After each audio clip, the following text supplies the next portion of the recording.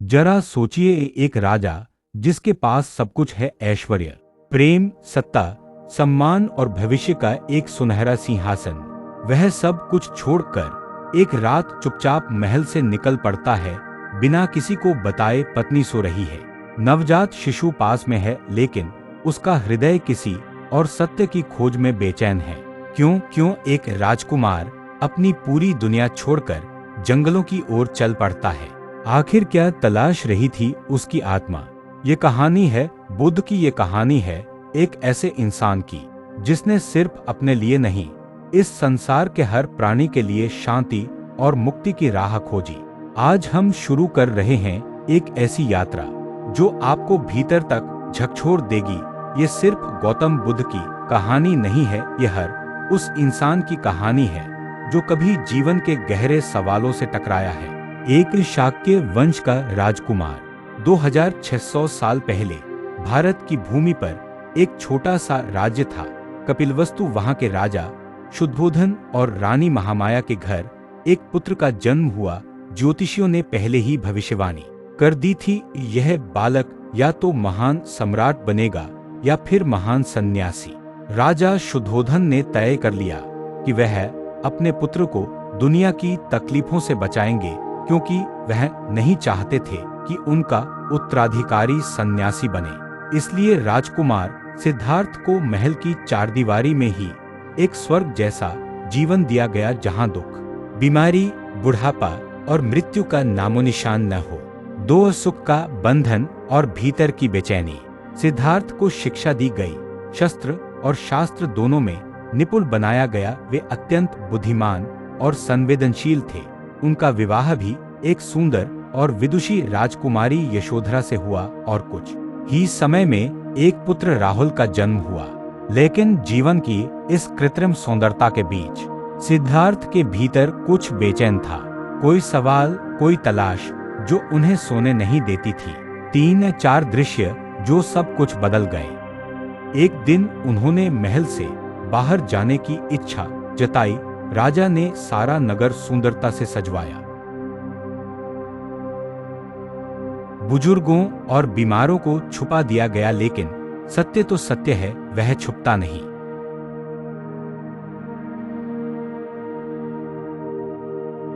पहली बार सिद्धार्थ ने एक वृद्ध को देखा, दूसरी बार एक बीमार व्यक्ति को, तीसरी बार एक शव को और चौथी बार एक सन्यासी को जो बेहद शांत था।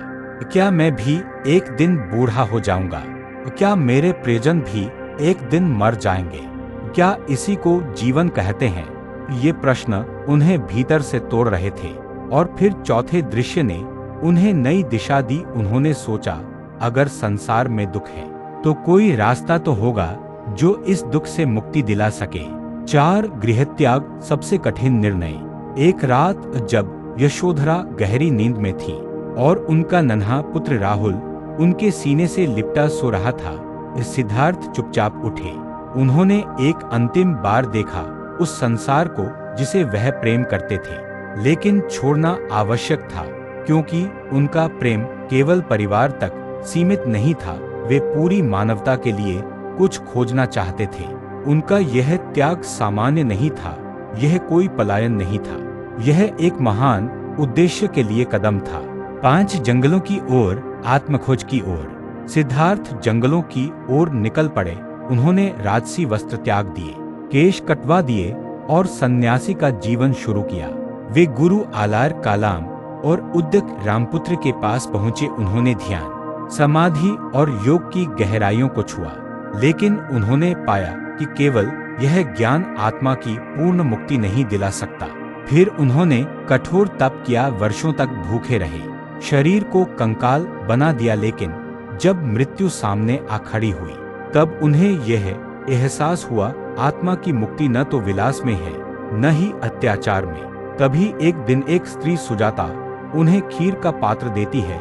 सिद्धार्थ उसे स्वीकार करते हैं। उसी क्षण से उनके भीतर एक नई समझ जन्म लेती है, मध्यम मार्ग की, ना अधिक विलास, ना अधिक तपस्या। सोचिए, एक राजकुमार जिसने कभी भूख नहीं जानी थी, वह वर्षों तक भूखा रहा क्योंकि उसे सत्य की तलाश थी।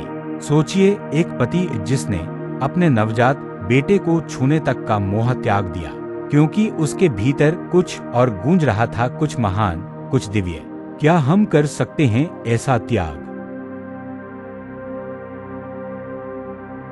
शायद नहीं, लेकिन हम उस भावना को महसूस तो कर सकते हैं, उस समर्पण को।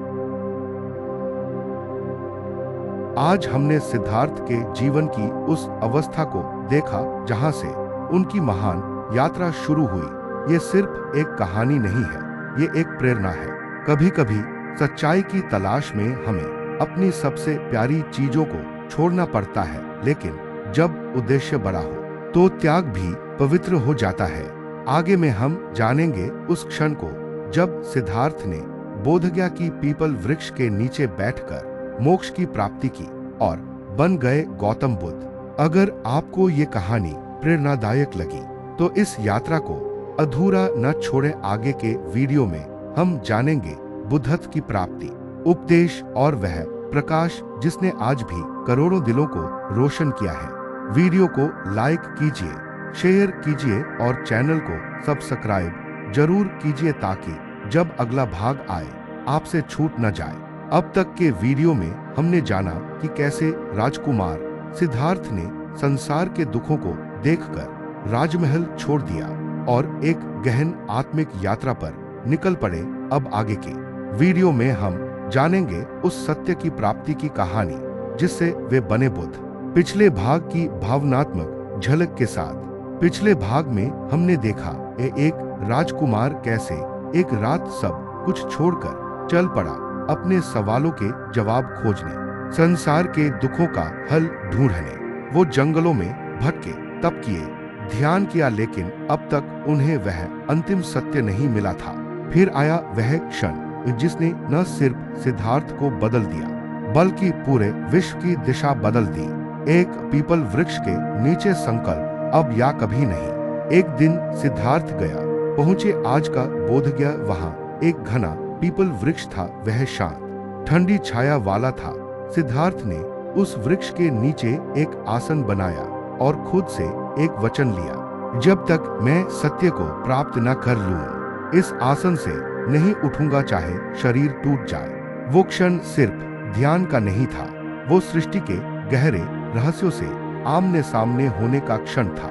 दो मारा का प्रलोभन, अंतिम परीक्षा। जब भी कोई आत्मा प्रकाश के करीब होती है, अंधकार अंतिम प्रयास करता है।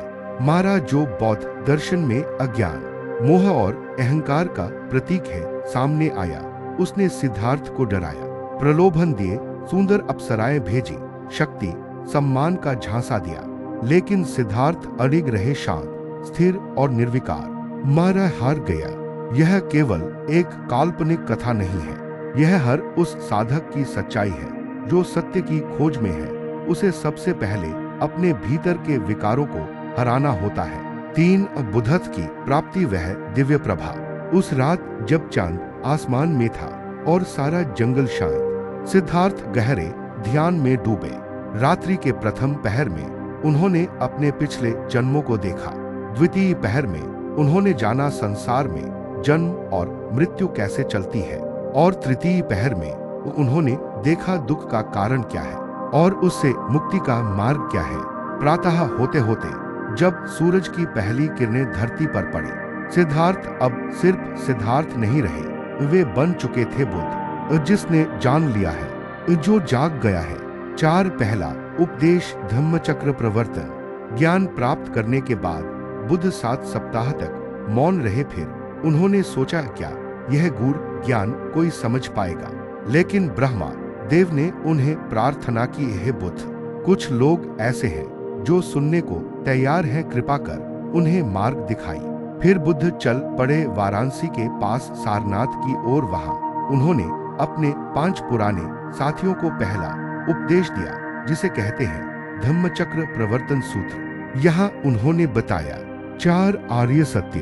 1 दुख है, 2 दुख का कारण है तृष्णा, 3 उस दुख का अंत संभव है, 4 उसके लिए एक मार्ग है, अष्टांगिक मार्ग, 5 अष्टांगिक मार्ग जीवन जीने की नई दिशा, बुद्ध ने एक संतुलित मध्यम मार्ग बताया जिसमें न तो अत्यधिक तपस्या है न भोगविलास। इस मार्ग के 8 चरण हैं। एक, सम्यक दृष्टि, जीवन और सत्य को सही तरह से देखना। 2, सम्यक संकल्प, करुणा और अहिंसा का निश्चय। 3, सम्यक वाणी, सच्ची, मधुर और सकारात्मक भाषा। 4, सम्यक कर्म, हिंसा से रहित नैतिक आचरण। 5, सम्यक आजीविका, ऐसा काम जिससे किसी को नुकसान न पहुंचे। 6, सम्यक प्रयास, बुरे विचारों से बचना, अच्छे को अपनाना। 7, सम्यक स्मृति, हर क्षण में जागरूक रहना। 8, सम्यक समाधि, एकाग्र ध्यान, शांति और निर्वाण की ओर। 6, बुद्ध के उपदेश प्रेम, करुणा और जागरूकता। बुद्ध ने कभी ईश्वर या आत्मा पर जोर नहीं दिया। उन्होंने हमेशा कहा, अप दीपो भव, खुद ही अपना दीपक बनो। उनके अनुसार दुखों का कारण हमारी तृष्णा है, हमारी अपेक्षाएं हैं। जब हम वर्तमान में जीना सीखते हैं, अपने विचारों को पहचानते हैं, तो हम धीरे धीरे दुखों से मुक्त होते हैं। उन्होंने सभी से करुणा की बात की, चाहे वो भिक्षु हो या गृहस्थ, स्त्री हो या पुरुष, अमीर हो या गरीब। साथ बुद्ध का संदेश फैलता गया। बुद्ध जहां भी गए, लोगों ने उन्हें सुना, समझा और बदले। राजा बिंबिसार से लेकर आम ग्रामीण तक हर कोई उनके सहज, सरल और सच्चे शब्दों से प्रभावित हुआ। उनके शिष्य बने महाकश्यप, आनंद, सारिपुत्र, मोगलान, जिनके माध्यम से बुद्ध का ज्ञान पूरे भारत और फिर एशिया तक फैला। 8, यशोधरा और राहुल से पुनर्मिलन, करुणा का चरम। बुद्ध जब अपने नगर कपिलवस्तु लौटे तो सबकी आंखों में प्रश्न था, क्या ये वही सिद्धार्थ हैं? यशोधरा ने कोई शिकायत नहीं की। उन्होंने बस राहुल को बुद्ध के पास भेजा, जाइए अपने पिता से विरासत मांगिए। बुद्ध ने राहुल को भिक्षु बना लिया। सोचिए, एक पिता जो बेटे को सत्ता नहीं, सत्य की विरासत देता है। यशोधरा भी बाद में भिक्षुणी बनी। 9, अंतिम क्षण, महापरिनिर्वाण। 80 वर्ष की उम्र में कुशीनगर में बुद्ध ने अपने अंतिम शब्द कहे, वयन संखारा अपमादेन संपादित। ये सभी संयोजन नश्वर हैं, सतर्क रहो, जागरूक रहो। फिर वे ध्यान में बैठे और शांति से महापरिनिर्वाण को प्राप्त हुए। एक राजकुमार था जिसने दुनिया को छोड़ दिया, एक साधक था जिसने सत्य को थामा और एक गुरु था जिसने दुनिया को खुद से जोड़ दिया। बुद्ध ने हमें एक दर्पण दिया जिसमें हम खुद को देख सकें। उन्होंने न मंदिर बनवाए, न मूर्तियां गढ़ी, उन्होंने सिर्फ प्रेम, करुणा और जागरूकता की भाषा सिखाई। आज जब हम दौड़ते हैं, उलझते हैं, टूटते हैं, तो जरूरत है उस एक शांत स्वर की जो कहता है, रुको, देखो, जियो, क्योंकि शांति बाहर नहीं, तुम्हारे भीतर है। अगर यह कहानी आपके दिल को छू गई हो, बस एक बार ठहरकर अपने आप से पूछिए, मैं कौन हूं और मुझे क्या चाहिए? ध्यान, करुणा और जागरूकता, यही है बुद्ध का रास्ता। तो इसे उन तक जरूर पहुंचाएं जो जीवन की भागदौड़ में खुद को खो चुके हैं। गौतम बुद्ध की यह यात्रा हमें यह सिखाती है कि हम भी अपने भीतर प्रकाश खोज सकते हैं।